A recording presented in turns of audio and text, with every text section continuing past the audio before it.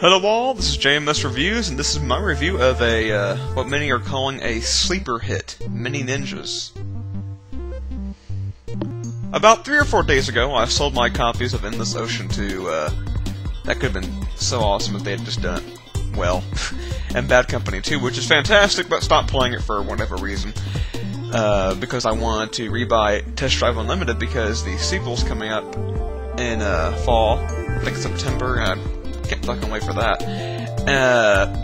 But then the clerk told me that I still had a good 25-26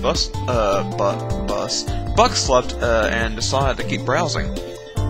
I then noticed Mini Ninjas, which is a game I've glanced over time and time again in there, but I always thought it wouldn't be quite worth the 40 bucks.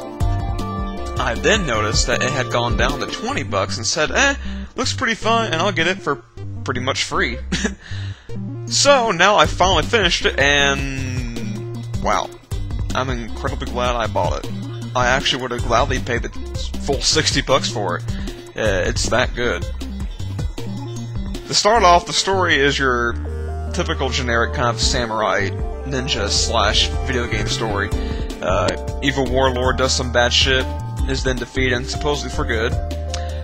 Everything's peaceful for a while until he's, oh my god, back, and is now capturing woodland creatures and using evil Kuji magic to turn them into his armies, his little evil minions. So yeah, well, it's very generic. It's not like it's simply just slapped on to give the game some sort of story. It's actually presented pretty damn well. Acting is good, cutscenes are done pretty solidly, some are even pretty damn funny, and the overall presentation is great.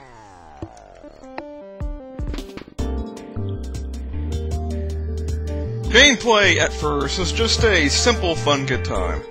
Then it quickly grows into something truly special. It's pretty hard to think of where to start, actually.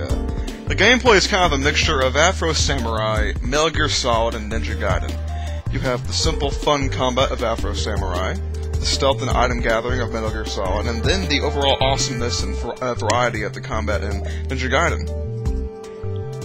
Along your journey, you'll gather up to 6 total ninjas, and which all wildly vary from each other.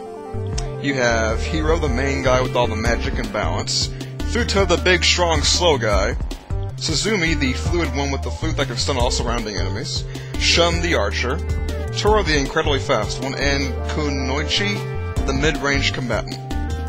You have the standard X button attack, the jump X attack, the Y attack that stuns enemies, and then the health Y attack that unleashes the ninja's power attack.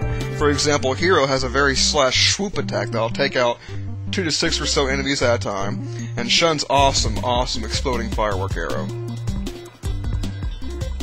Then you have tons and tons of different other weapons you can purchase from ninja masters you meet along the way, like pepper bombs, and time bombs, smoke bombs, shurikens, then all the different potions, like burnt potions, potions that'll make your sword catch on fire for extra damage, a potion that'll guard you from arrows, health and key potions, a whole bunch more. You can also find ingredients around the world that you can use to mix together and make other potions. You can find secret shrines that'll grant you extra spells.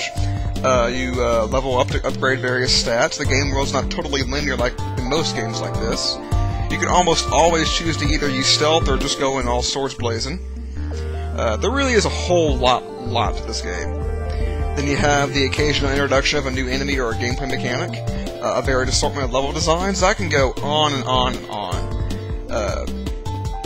It took me approximately 5 to 6 hours to complete the game on medium difficulty, and that's of course without playing on hard and trying to collect the butt-ton of collectibles and extra spells.